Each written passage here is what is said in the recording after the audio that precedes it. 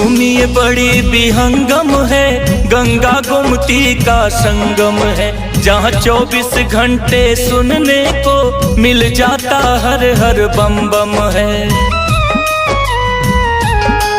जब गंगा नहीं थी धरती पर, माँ गोमती तारनहारी थी, जिन्हें आदि गंगा भी कहते हैं, ऋषियों मुनियों को प्यारी थी।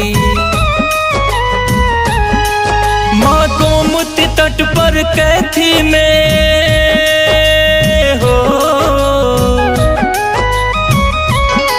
माँ गोमती तट पर कैथी में कुटिमृकंडु ऋषि ने बनाया।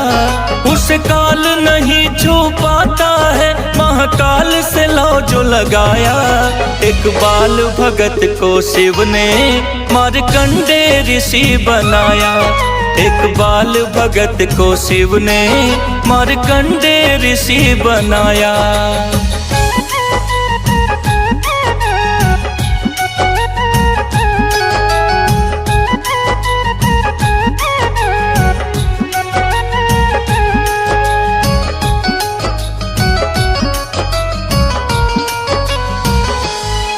ऋषिराज मृकंडु की पत्नी रेवती भी संग में रहती थी, जो पुत्रवती बनना चाहे पर पति से कुछ ना कहती थी।